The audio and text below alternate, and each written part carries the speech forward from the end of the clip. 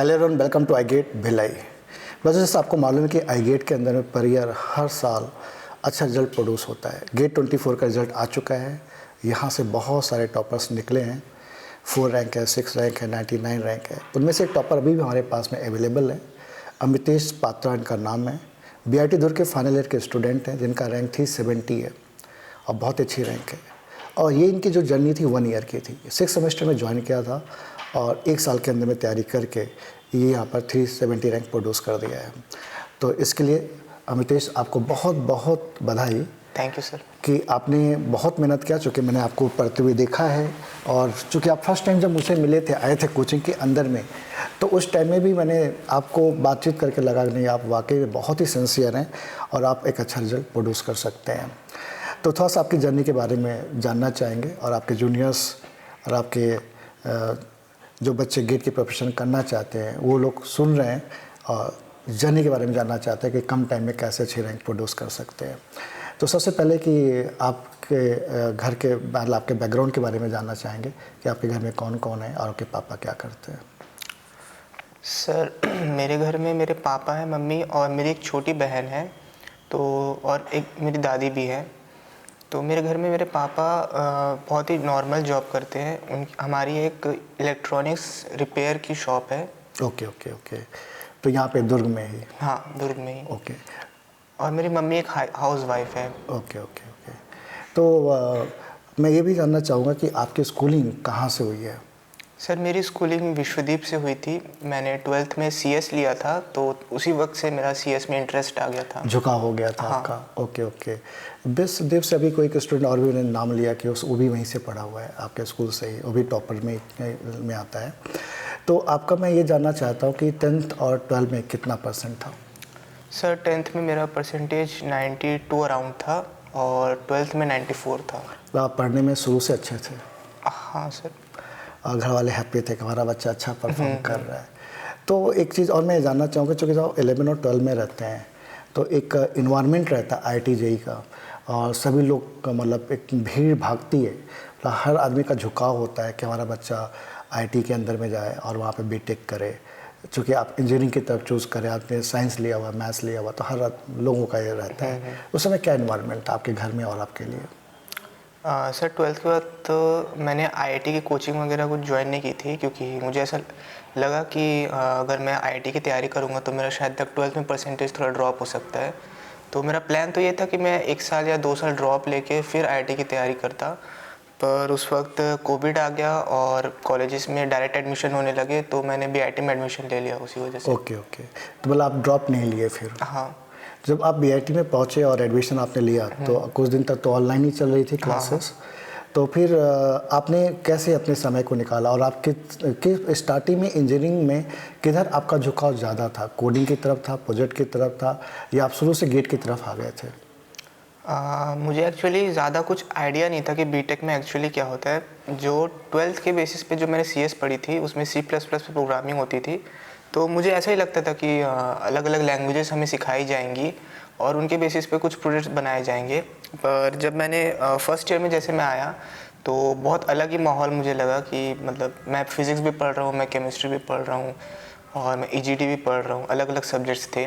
फिर धीरे धीरे मुझे रियलाइज़ हुआ कि मतलब कोडिंग से भी ज़्यादा और भी बहुत कुछ है BTech में, जैसे पूरा एक कंप्यूटर के बारे में ही पूरा ही है ये BTech। तो फिर आपने आपने कोड मतलब आपने गेट जो ज्वाइन किया था, मुझे याद है 6 सेमेस्टर में किया था। उससे पहले आप क्या करते थे? क्या गेट की तैयारी खुद से करते थे या गेट आपने 6 सेमेस्टर में ही डिसाइड किया कि आप मुझे गेट करना चाहिए? एक्चुअली अगर मैं सच बताऊं तो मतलब मेरा मास्टर्स की तरफ कभी भी झुकाव नहीं था। मैं टोटली एक प्लेसमेंट ओरिएंटेड बच्चा था। अपने 5th 4th सेम में मैं प्रोजेक्ट्स वगैरह बनाता था, सिंसियरली कॉलेज की भी पढ़ाई करता था। एक्चुअली मैंने एक NPTEL में डेटा साइंस का एक एग्ज़ाम होता है वो दिया था, तो उसके लिए मैंने प्रिपरेशन की थी अपने 3rd सेम में। तो मुझे डेटा साइंस में थोड़ा इंटरेस्ट आने लगा था। फिर धीरे धीरे जब मैंने और प्रोजेक्ट्स बनाए और एक्सप्लोर किया तो फिर मशीन लर्निंग और फिर AI वगैरह में भी मैं प्रोजेक्ट्स बनाने लगा था, तो मेरा इंटरेस्ट आ गया था उसमें। तो वहीं से मुझे ऐसा लगा कि जो AI में पढ़ रहा हूँ कॉलेजेस में या फिर यूट्यूब वगैरह से, वो मुझे उतना मतलब डीप नहीं लगा, मैथमेटिकल नहीं लगा। तो मैं थोड़ा और डीपली उस चीज़ के बारे में जानना चाहता था, तो इसीलिए मेरा एमटेक का मेन मोटिव यही था कि हमको एक अच्छा मतलब कॉलेज मिलेगा, थोड़ा नॉलेज लेवल और ऊंचाइयों पे जाएगा। तो ये था। फिर कोई आपको गाइड किया, कोई आपको बताया एमटेक के बारे में, कि आपने खुद से अपना दिमाग लगाया? सर एमटेक के बारे में पता तो था कि एमटेक क्या होता है, कैसे होता है, पर जो मतलब अगर मैं बताऊं तो मुझे मेरी बुआ है, उन्होंने मुझे बताया था कि एमटेक में एआई के थ्रू होता है आईएएससी में। ओके। तो वहीं से मुझे आईएससी की तरफ झुकाव होने लगा कि मैं भी एआई में पढूं। तो आपने 6 सेमेस्टर में जब थे प्री फाइनल ईयर में, उसमें भी गेट अलाउ था, तो क्या आपने गेट का एग्ज़ाम दिया था? नहीं सर, एक्चुअली मैं उसके जब 6 सेमेस्टर का गेट का एग्ज़ाम हो गया था, जब रजिस्ट्रेशन मतलब चालू हुई थी अगस्त सितंबर के वक्त, उसके बाद एक्चुअली मुझे रियलाइज़ हुआ कि गेट देना चाहिए। ओके। तो मैं रजिस्टर नहीं कर पाया था उस एग्ज़ाम के लिए। Okay okay. तो फिर आपने मतलब वो एग्ज़ाम नहीं दे पाए थे आप।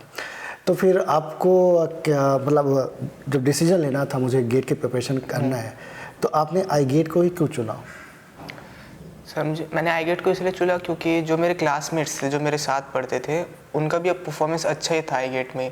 जैसे नवनीत हो गया, उसका परफॉर्मेंस बहुत अच्छा था, तो उन्हीं को देख के मैंने आई गेट चूज़ किया था। Okay okay. तो आपने तैयारी अपना 6 सेमेस्टर से स्टार्ट किया, और कैसे अपना प्लान कैसे बनाया कि कौन सा सब्जेक्ट कब करेंगे, कैसे करेंगे, कितने दिनों में सिलेबस, मतलब कैसी जर्नी रही 1 ईयर की आपकी? पहले तो मेरा पहला स्टेप था ये पता करना कि कौन कौन से सब्जेक्ट्स हैं, और तो कुल 13 सब्जेक्ट्स थे।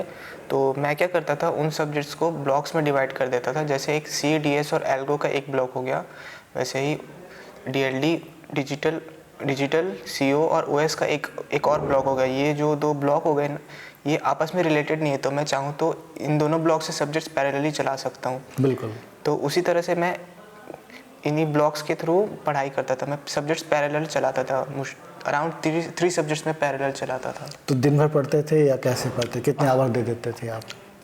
6th सेम में जब मैं ज्वाइन किया था, उस वक्त तो मैं थोड़ा कॉलेज को ही ज़्यादा फोकस दे रहा था उस वक्त। उसके बाद जब 7th में मैं पहुंचा, तो तब मैंने पूरा फुल टाइम, पूरे दिन का पूरा समय आई गेट को ही दिया है। ओके।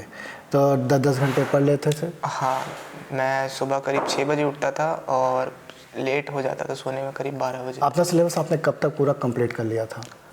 सिलेबस कंप्लीशन में थोड़ा सा मुझे लेट हो गया था। मुझे ठीक से याद नहीं, पर जनवरी 5 या 10 तक मैं पढ़ा हूँ। Okay okay. तो फिर आपने पीआईक्यू कैसे सॉल्व करते थे, कब से स्टार्ट किया आपने? पीवाईक्यू एक्चुअली मैंने उतना किया नहीं है। जैसे नॉर्मली क्या होता है कि हमें हर सब्जेक्ट के बाद उसके या हर टॉपिक के बाद उसके पीवाईक्यूज लगाने चाहिए। बिल्कुल बिल्कुल। मेरे पास टाइम क्योंकि थोड़ा कम था, तो मैं पीवाईक्यू नहीं बनाता था। मैं डायरेक्ट सब्जेक्ट्स कंप्लीशन में थोड़ा ज़्यादा फोकस किया था। तो मतलब टेस्ट वगैरह कितना आपने दिया था, कितने नंबर ऑफ टेस्ट लिख दिए थे आपने? मेरा कोर्स जब ख़त्म हुआ जनवरी में, उसके बाद मैंने पीवाईक्यू शुरू किया। उसके बाद फिर जो नितिन सर हैं, वो डीबीएमएस की क्लास में एक दिन मुझसे पूछते हैं कि कौन कौन मतलब पीवाईक्यू बना रहा है। तो मैंने उनको बताया कि अभी मैं पीवाईक्यू चालू किया हूँ, पर टेस्ट सीरीज़ नहीं चालू किया हूँ। तो सर ने मुझे रिकमेंड किया कि मैं टेस्ट सीरीज़ चालू करूँ। तो फिर मतलब उनसे थोड़ा कॉल पे बातचीत करने के बाद उन्होंने मुझे रिकमेंड किया कि मैं जो पिछले साल के जो हो चुके हैं गेट के एग्ज़ाम 2010, 11, 12, उनको एज अ मॉक दूँ। इससे बिल्कुल बिल्कुल। पीवाईक्यू भी मेरे बन जाएंगे, और जो एक मॉक टेस्ट देने का जो पर्पस होता है कि गेट के 3 आवर्स को कैसे मैनेज करना है, वो भी मेरा हो जाएगा। हाँ, नितिन भी हमारे पुराने स्टूडेंट थे और वो भी बहुत मेहनती थे और शानदार उन्होंने मेहनत किया था। अभी आईटी रोपर में एमटेक कर रहे हैं, जॉब भी उनकी सैमसंग लैब के अंदर में लग गई है। तो मतलब एक आइडिया लगा। फिर टेस्ट मतलब मॉक आपने उतना ज़्यादा नहीं दे पाए होंगे फिर तो? हाँ, मैंने मॉक टेस्ट एक्चुअली नहीं दिए हैं मैंने। एक भी नहीं दिया? हाँ, जो 2010 से लेके 2022 के सारे पेपर मैंने दिए। मतलब कंसिस्टेंट होके आपने बस वो भी तो अच्छा है, वो भी तो बढ़िया ही है ना, उससे भी आपको पता चल जाता है। तो उस टेस्ट में जब आप देते थे, तो प्रीवियस के क्वेश्चन का टेस्ट आप देते थे, मिनिमम मार्क्स कितना है और मैक्सिमम कितना है आपका? जब मैंने मिनिमम मार्क्स मेरा याद है 2013 का जो पेपर था, वो कहते भी हैं कि थोड़ा टफ था उस ईयर, तो उसमें मेरे मार्क्स करीब 39 आ गए थे। और मैक्सिमम 2020 का पेपर था, उसमें मेरे मार्क्स 69 गए थे। Okay okay. तो मतलब आपका जो मार्क्स है 69 मैक्सिमम गया था। तो आपको आई गेट के जो लेक्चर्स थे, जो आप ऐप से भी पढ़ते थे, कुछ लाइव से भी पढ़ते थे आप, कितना आपको बेनिफिशियल लगा? आई गेट की अगर मैं बात करूं तो मेरा गेट का जो रैंक है वो 100% आई गेट की ही वजह से है। और पूरा पूरा बेनिफिशियल मुझे वहीं से मिला है।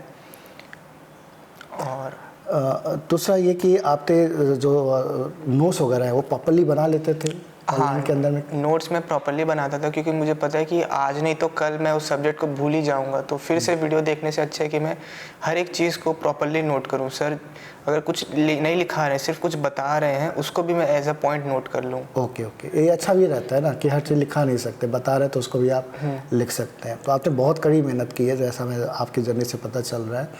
तो जब आप जिस दिन एग्ज़ाम देने गए तो आपके अंदर क्या फीलिंग चल रहा था? जिस दिन इस बार क्या हुआ था कि डीए का पेपर पहले हो गया था, तो मुझे थोड़ा आइडिया हो गया था, क्योंकि मैंने पहले कभी अटेम्प्ट नहीं किया है गेट का एग्ज़ाम, ना ही मैंने कभी जेई का एग्ज़ाम दिला है जी। तो मुझे आइडिया नहीं है कि सीबीटी कैसे होता है। तो डीए के पेपर के जैसे मुझे थोड़ा आइडिया तो हो गया था, तो थोड़ा बहुत वो था कि जो एक पार्ट ऑफ नर्वसनेस इसलिए होती है कि एग्ज़ाम कैसे होगा, कंप्यूटर कैसे मैनेज करना है, वो हट गई थी। बाकी जो कोर्स वर्क का टेंशन था वो तो था ही थोड़ा। तो आपने डीए में भी मैंने अच्छा, मतलब आपका मार्क्स है, कितना मार्क्स है आपका डीए के अंदर में? डीए में मेरा मार्क्स 54.33 है, जो कि रैंक 997 है। 997। तो बच्चों आप देख रहे हैं सीएस की तैयारी इन्होंने किया, डीए के लिए कोई स्पेशल तैयारी नहीं किया, तब इनके रैंक 1000 के अंदर में है। तो 3 घंटे की जर्नी आप बताएंगे, जब सीएस का पेपर आप लिख रहे थे तो कैसा वो जर्नी कैसा था आपका? कितना डिफ़िकल्ट लगा या कितना ईजी लगा आपको? मेरा पेपर का अटेम्प्ट ऑर्डर ऐसा रहता है कि मैं सबसे पहले एप्टीट्यूड को सॉल्व करता हूँ, उसके बाद फिर टेक्निकल में 2 मार्क्स के क्वेश्चन सॉल्व करता हूँ, फिर मैं 1 मार्क्स के सॉल्व करता हूँ। तो मतलब मेरा मेन गोल ऐसा रहता है कि अगर मैं 1 मार्क्स से चालू करूँ तो 1 मार्क्स के क्वेश्चन काफ़ी थियोरेटिकल रहते हैं, लेकिन अगर मैं एप्टीट्यूड से चालू करूँ तो एप्टीट्यूड में क्या है, वो मैथमेटिकल रहता है। तो मेरा ब्रेन जो है वो एक मैथमेटिकल स्टेट में जा सकता है अगर मैं पहले एप्टीट्यूड करूँ तो, जो कि बाद के लिए बेनिफिशियरी 2 मार्क्स को सॉल्व करने के लिए। ओके। तो मैं पहले एप्टीट्यूड से चालू करता था, और लकीली इस बार एप्टीट्यूड सेक्शन काफ़ी इजी आया था, तो वो मेरा अच्छे से क्लियर हो गया। उसके बाद फिर जब मैंने 2 मार्क्स के क्वेश्चन सॉल्व किए तो वो भी मुझे काफ़ी इजी लग रहे थे, और 1 मार्क्स का भी कुछ ऐसा ही था। तो जब पेपर दे के आप निकले तो आपको कैसा लगा कि आपका पेपर कैसा गया है?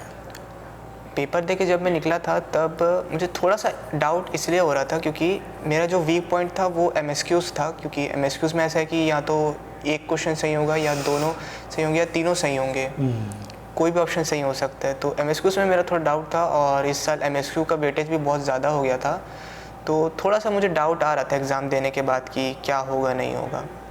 ओके। तो फिर जैसे अभी आपकी रैंक आई और आपको पता चला कि डीए में भी आपका 1000 के अंदर में और सीएस के अंदर में 370 रैंक है, और ये बहुत अच्छी रैंक है। मैं बीआईटी से देखूँ तो राशि के बाद शायद आपका राहुल का नंबर होगा, और राहुल के बाद फिर आपका नंबर होगा, सीधा तीसरे नंबर पे आप ही होंगे, जबकि वो लोग 2 ईयर से प्रिपरेशन कर रहे थे, आपने 1 ईयर में प्रिपरेशन करके इतनी अच्छी रैंक ला दी है। तो रैंक देखने के बाद आपका कैसा लगा, क्या रिएक्शन रहा, आपके घर वालों का क्या रिएक्शन रहा? सर रैंक देखने के बाद तो मुझे बहुत खुशी हुई कि जो भी मैंने प्रिपरेशन 1 साल से की है वो फ्रूटफुल हुई है, और घर वालों का भी सेम रिएक्शन था कि 370 रैंक है ऑल ओवर इंडिया। ओके। तो अभी आगे आप क्या देख पा रहे हैं, कहाँ पर जाना चाह रहे हैं? आगे तो एक्चुअली जैसा कि मैंने कहा था कि मेरा मेन गोल एआई के बारे में और पढ़ना है, तो अभी जो नई ब्रांचेस खुली है एआई में, मैं उनमें थोड़ा ट्राई करना चाहूँगा। ओके। अपने जूनियर्स को आप क्या मैसेज देना चाहेंगे कि जिससे वो भी आपकी तरह कम टाइम में अच्छी मेहनत करके एक अच्छी रैंक प्रोड्यूस कर लें? मैं तो सभी को यही रिकमेंड करूँगा कि जितने भी डिस्ट्रैक्शंस होते हैं उनसे दूर रहें। जैसे मुझे खुद बहुत गलत लगता है कि जो मैंने आईगेट जनवरी में ज्वाइन की थी, पर मैं डेडिकेशन के साथ पढ़ाई मई के बाद ही किया था, क्योंकि उस वक्त मेरे कॉलेजेस चल रहे थे, तो मैं थोड़ा ज़्यादा फोकस उस पर दिया था। तो मुझे ऐसा लगता है कि अगर वो 5 महीने मैंने आईगेट को दिए होते तो मेरा रैंक और अच्छा आ जाता। तो जितने भी तरह के डिस्ट्रैक्शंस होते हैं, जैसे फ़ोन हो गया, वो उन सब से दूर रहें। मैंने जितने भी सोशल मीडिया ऐप्स है सब डिलीट कर दिया था, इवन जो व्हाट्सएप के नोटिफिकेशंस है वो भी बंद कर दिए थे, क्योंकि पढ़ाई के बीच में वो आ जाते थे कभी कभार। तो हर तरह के डिस्ट्रैक्शन से दूर रहें, यही मेरा मोटिव है। और जो एंड है, जो दिसंबर टू जनवरी का जो फेज़ है, उसमें सबसे ज़्यादा मेहनत करनी पड़ती है, क्योंकि प्रेशर भी उस वक्त सबसे ज़्यादा रहता है और मेहनत भी सबसे ज़्यादा उसी वक्त करनी पड़ती है। तो अगर उस फेज़ को मैनेज कर पाए अच्छे से नवंबर, दिसंबर, जनवरी को, तो बहुत अच्छा है। तो बच्चों आपको काफ़ी कुछ सीखने को मिला होगा, और सभी लोग लगे रहें, मेन है कंसिस्टेंट होकर लगे रहें जैसा उन्होंने बताया, और मेहनत करें सभी लोग। आई गेट का साथ हमेशा रहेगा आपके साथ, और आप कभी भी यहाँ पे आ सकते हैं, मिल सकते हैं, बातचीत कर सकते हैं, और अपने आप फ्री ऑफ कॉस्ट गाइडेंस ले सकते हैं। और अमितेश, आपको भी बहुत बहुत बधाई के साथ में ऑल द बेस्ट कि आप जो आपके मन में चल रहा है, जैसा अपनी लाइफ आप आगे ले जाना चाहते हो, सब आपको मिले, और आपकी फैमिली के लिए भी बहुत शुभकामना। और बच्चों, आप लोग भी all the best. Bye bye.